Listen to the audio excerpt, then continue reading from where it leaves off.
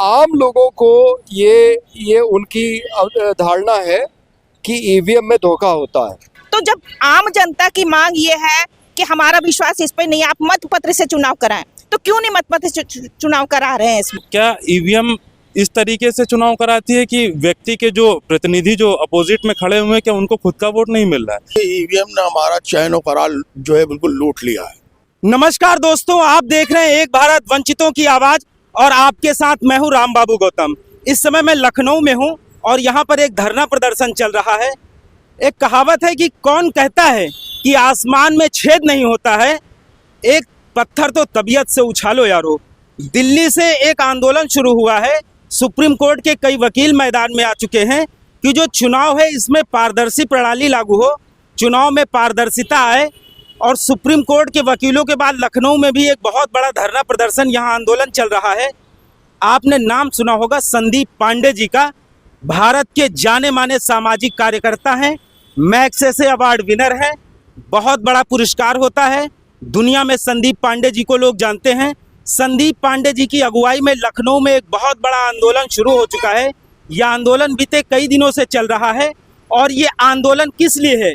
ये आंदोलन है कि भारत में जो इलेक्शन सिस्टम है, भारत में जो चुनाव प्रणाली है, जो इलेक्शन कमीशन ऑफ इंडिया है, और वो लोगों को एक ऐसी पारदर्शी प्रणाली दे जिस चुनाव व्यवस्था पर लोग विश्वास कर चुके हैं। मोदी सरकार में जो इलेक्शन का सिस्टम है, जो चुनाव की प्रणाली है, उस पर कई सारे सवाल उठ रहे हैं। विपक्ष की तरफ से ईवीएम के माध्यम से जो चुनाव हो रहे हैं, ईवीएम और वीवीपैट को लेकर के कई सारे सवाल उठ रहे हैं। लेकिन अब विपक्ष नहीं, ये लड़ाई सामूहिक हो चुकी है। राजनीतिक पार्टियों से हटकर ये लड़ाई सामाजिक संगठनों ने भी इसमें शामिल हो गए हैं। और इस लड़ाई को बहुत देश में अलग अलग संगठन, अलग अलग सामाजिक कार्यकर्ता लड़ रहे हैं। लखनऊ में इस लड़ाई का नेतृत्व तो संदीप पांडे जी कर रहे हैं। मैं सर से जानने की कोशिश करूंगा। सर, ये आप जो चुनाव प्रणाली को, जो इलेक्शन सिस्टम है, इसको बेहतर बनाने के लिए संघर्ष कर रहे हैं लखनऊ में, तो आप इस संघर्ष को कैसे देख रहे हैं? इस संघर्ष को आप कैसे बड़ा बनाने के लिए क्या आप लोग रणनीति बना रहे हैं? देखिए, पहले तो ये जान लीजिए कि ईवीएम जब आया था तो किसी को मालूम नहीं था कि इस मशीन में गड़बड़ी हो सकती है, क्योंकि भाई तरह तरह की मशीनें आ रही हैं। एटीएम से नोट निकालने की मशीन आ रही है, तमाम काम कंप्यूटर से हो रहे हैं। लेकिन एक तो मशीन होती है इंसान की सुविधा के लिए, लेकिन ये जो मशीन है इस पे लोगों का भरोसा नहीं है। और मैं आपको बताऊं कि विकसित देशों से लेकर जर्मनी ने इस पे पूरी तरह रोक लगा दी। फ्रांस, अमेरिका भी धीरे धीरे वापस ईवीएम छोड़ के, अमेरिका के कुछ राज्य ईवीएम छोड़ के वापस मतपत्र पे चले गए। अभी पूरे अमेरिका में नहीं हुआ। तो कहने का मतलब कि जो विकसित देश है वहाँ, और अभी हमारी पार्टी सोशलिस्ट पार्टी ने एक सर्वे कराया। हमने एक छोटा सा मतपत्र बनाया था जिसमें हमने पूछा था कि आप ईवीएम से वोट डालना चाहेंगे या मतपत्र से। तो हरदोई का एक ग्रामीण बोलता है कि भैया जी, इसमें तो पता ही नहीं लगता है कि कहाँ बटन दबाते हैं और कहाँ वोट जाता। तो आम लोगों को ये उनकी धारणा है कि ईवीएम में धोखा होता है। अच्छा सर, एक चीज बताइए, आप लोग इतनी बड़ी लड़ाई जो लड़ रहे हैं, ये ईवीएम से चुनाव कराने की मांग कर रहे हैं। भाजपा के पास पहले था कि भाजपा जिस राज्य में चुनाव लड़ती कहती डबल इंजन की सरकार हो जाए, डबल इंजन की सरकार हो जाए। तो आज भाजपा के पास इतने सारे इंजन हैं, इतने सारे रेलगाड़ियां हैं, दिल्ली में सरकार है, अभी 5 राज्यों में चुनाव हुए, वहाँ भी 3 राज्यों में सरकार भाजपा की आ गई। तो आप लोग ये लड़ाई कैसे बड़ी बनाएंगे? और भाजपा तो मतलब ईवीएम से ही चुनाव कराने के लिए विचार कर रही, विपक्ष भी है, वो सड़क पे नहीं उतर रहा है। सामाजिक संगठन कैसे इस लड़ाई को बड़ा करेंगे? नहीं, धीरे धीरे देखिए लोग जागरूक हो रहे हैं। ज़्यादातर राजनीतिक दल भी अब कहने लगे कि ईवीएम से धोखा होता है। कांग्रेस पार्टी मांग कर रही है कि 100% वीवीपैट की पर्चियां गिनी जाए। वो मांग असल में देखा जाए तो उसका कोई मतलब नहीं है, क्योंकि अगर 100% आपको पर्ची गिनना है तो मशीन पे इतना खर्चा क्यों कर रहे हो? इससे बढ़िया कि भैया मत पत्र ही गिन डालो जब कागज ही गिनना है। तो पहले वाला जो व्यवस्था थी वो सीधी सादी थी, आसान थी। अब उसमें जो एक दिक्कत थी कि ये ज़बरदस्ती जो फर्जी तरीके से वोट डाले जाते थे या पेटियां बदल दी जाती थी, वो अब संभव नहीं होगा क्योंकि जगह जगह कैमरे लगे हैं। सर 2022 में अभी जब चुनाव की काउंटिंग हो रही थी, मैं भी उसमें शामिल था, तो जब तक बैलेट पेपर गिने जा रहे थे समाजवादी पार्टी बहुत आगे चल रही थी, जी। लेकिन अचानक जैसे ईवीएम से काउंटिंग शुरू हुई, धड़ाक से बीजेपी आगे चलने लगी। नहीं, इस तरह की हमने बहुत सारी घटनाएं सुनी है कि ईवीएम में हेरा फेरी करके लोगों को जिताया गया है, और ईवीएम की गड़बड़ी तो आप पकड़ भी नहीं सकते। कोई मत पेटी में गलत वोट डाल रहा है, मत पेटी बदल रहा है, वो तो कैमरे में आ जाएगा। लेकिन अगर दूर बैठ के कोई ईवीएम में गड़बड़ी कर दे तो वो आपको पता भी नहीं लगेगा। इसलिए हम लोग चाहते हैं ईवीएम हटाया जाए और मत पत्र से चुनाव कराए जाए, और जिस दिन ये एक व्यापक आंदोलन बन जाएगा सरकार को करना ही पड़ेगा। अच्छा सर, दूसरी आपकी एक और मांग है। आपने कहा कि जो भारत में जो चुनाव व्यवस्था है इसमें पारदर्शिता लागू हो, जी। पार्टियों के पास कहाँ से कितना पैसा आ रहा है लोगों को पता ही नहीं चल रहा है, तो आप इसके बारे में भी बताइए।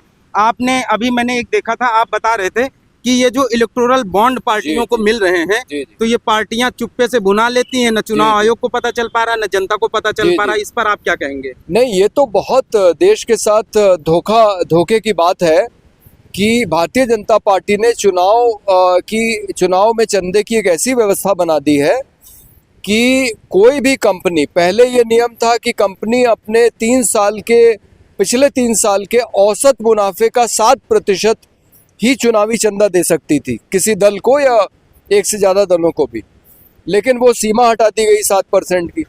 और अब तो कोई कंपनी अगर घाटे में भी चल रही है, और घाटे की भी कंपनी चंदा दे सकती है, जैसे अनिल अंबानी जी की कुछ कंपनियां हैं घाटे में, लेकिन वो बैंक से उनको कर्जा मिल जाता है, तो इसलिए उनकी कंपनियां बंद नहीं होती हैं।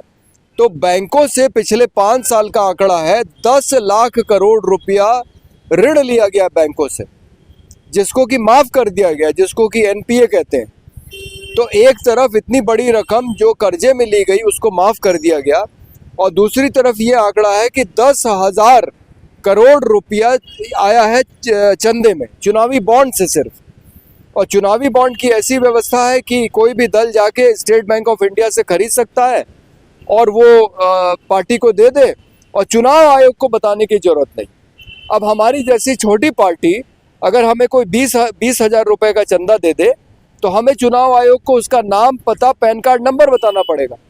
लेकिन अगर भाजपा को अंबानी साहब करोड़ों रुपया चुनावी बॉन्ड से चंदा दे दें तो चुनाव आयोग को बताने की जरूरत नहीं। भाई ये कैसी व्यवस्था है? ये तो आप लोकतंत्र के नाम पे आप मजाक कर रहे हैं, और आप लोकतंत्र में चुनाव को आप लूट रहे हैं। मैं कहूँगा ये सीधे लूट है। कि कई सारे देशों ने सब ने ईवीएम को धीरे धीरे धक्का दे करके पीछे ढकेल दिया है। अब सब पुराने बैलेट पेपर पे आ रहे हैं, लेकिन भारत में ईवीएम आजकल कुछ ज़्यादा पसंद की जा रही, क्योंकि ईवीएम से कुछ लोगों को बड़ा फायदा हो रहा है। आप लोग कैसे इस लड़ाई में शामिल हैं, कैसे आप लोग इस आंदोलन को आगे बढ़ा रहे हैं? सर पहले तो मैं बता दूं कि मेरा नाम मीनाक्षी और मैं कानपुर से आई हूँ इस आंदोलन में यहाँ पर प्रोटेस्ट करने के लिए। क्योंकि हमारा देश जो है एक लोकतांत्रिक है, लोकतंत्र है, पर लोकतंत्र केवल नाम के लिए है, लोकतंत्र अब है नहीं। ईवीएम मशीन जब लाई गई थी तो ये कहा गया था कि इसमें एक पारदर्शिता रहेगी, पर पारदर्शिता नहीं है। अब सरकार कह रही है, या भाजपा सरकार जिसके लिए पूरी तरह से प्रतिबद्ध है कि नहीं हम ईवीएम से ही कराएंगे। अगर वो कहते हैं कि पारदर्शिता है इसमें, तो जब आम जनता की मांग ये है कि हमारा विश्वास इस पर नहीं, आप मत पत्र से चुनाव कराएं, तो क्यों नहीं मत पत्र से चुनाव करा रहे हैं? इसमें पारदर्शिता आपको चाहिए ना, तो आप जनता के साथ आइए, मत पत्र से चुनाव कराइए। आम जनता इसके लिए तैयार है। हम लोग पार्टी के जरिए आम जनता तक अपनी बात ले जा रहे हैं, और एक दिन वो होगा जब आम जनता सड़कों पे आएगी और सरकार को मजबूर होकर के अपना ये फैसला बदलना होगा। आप कैसे अपनी मांग रखेंगे? सर मेरा नाम प्रियंक वर्मा है, एडवोकेट हूँ मैं पेशे से। वर्तमान परिप्रेक्ष्य में देखें कि जैसा कि सर ने कहा कि जहाँ से इसका उद्गम हुआ था यूरोपियन देशों से, जब वहाँ पे ये प्रणाली सुव्यवस्थित ढंग से नहीं चल पाई, तो आप यहाँ पे किस परिप्रेक्ष्य में यहाँ पे कह सकते हैं कि ये व्यवस्था एकदम पारदर्शी है? First of all. सेकेंडरी बात यह है कि वर्तमान में जो कर्नाटक या आपने चुनाव देखे किस तरीके से तीनों राज्यों में चुनाव हुए, और उसमें जो प्रतिनिधि थे वो यहाँ तक कह रहे थे कि अब मुझको मेरा खुद का ही वोट नहीं प्राप्त हुआ। तो क्या ईवीएम इस तरीके से चुनाव कराती है कि व्यक्ति के जो प्रतिनिधि जो अपोजिट में खड़े हुए हैं, क्या उनको खुद का वोट नहीं मिल रहा है। तो इस प्रकार के जब सवाल उठते हैं तो जनता भी समझ रही है कि किस प्रकार से आजकल के वर्तमान समय में इसका दुरुपयोग हो रहा है। इस आंदोलन में एक और मित्र हैं, जावेद एक और फारूकी। सहयोगी हैं। जावेद क्या नाम है आपका? जावेद फारूकी। हाँ सर, बताएं आप कैसे। हमारा तो यह है कि ईवीएम ने हमारा चैन और करार जो है बिल्कुल लूट लिया है, जनता चैन का करार लूट लिया है। और इनका जो सरकार का भांडा इससे फूट गया है कि बेईमानी खुलेआम है, खुलेआम बेईमानी हो रही है, जनता में त्राही त्राही ये मची हुई। जो बड़ी बड़ी राजनीतिक पार्टियां हैं, ये लोग तो बस ट्वीट करके वो बयान दे के काम चला ले रहे हैं। इसे कैसे लड़ाई लड़ेंगे? ये लोग बयान करके, लेकिन ये आम जनता की अब लड़ाई हो गई है। हम सड़कों पर उतर आए हैं और ये अभियान अब चलता रहेगा, हम रुकेंगे नहीं। हम ईवीएम बंद करवा कर ही जो है दम लेंगे। सरकार को वोट जो है बैलेट पेपर से ही वोटिंग करानी पड़ेगी, हमारी ये मांग है और हम इस पर अडिग रहेंगे। और पांडे जी के नेतृत्व में इसमें पूरा समर्थन है और आगे भी समर्थन बढ़ता जाएगा जनता का। अच्छा, ये जो बड़ी बड़ी राजनीतिक पार्टियां हैं, सपा है, बसपा है, कांग्रेस है, ये सब बोल रही हैं कि ईवीएम हटाया जाए, लेकिन आप लोग इनको कैसे जोड़ेंगे? ये लोग भी तो सड़कों पे उतरे। नहीं, ये लोग भी जुड़ और रहे इनके हैं। पास कार्यकर्ताओं की फौज है। ये लोग कार्यकर्ताओं की फौज है, मैं मानता हूँ इनके पास शक्ति है। ये लोग भी जुड़ रहे हैं और धीरे धीरे जुड़ते जाएंगे। ये लोग बात समझ रहे हैं, खुलकर अभी स्पष्ट तौर पर नहीं आ रहे हैं, लेकिन कहीं ना कहीं वो लोग भी जो है इस बात से सहमत हैं कि चुनाव जो है बैलेट पेपर से होना उचित है। सरकार दम्भ भरती है कि पारदर्शी है, निष्पक्ष है, साफ सुथरी है, सबकी सरकार है, सबका साथ है, सबका विकास है, सबका विश्वास है। लेकिन सबका विश्वास तभी होगा जब देश में कैसे सबका विश्वास होगा? आधी से ज़्यादा आबादी जो है वो निष्पक्ष तरीके से चुनाव की मांग कर रही है।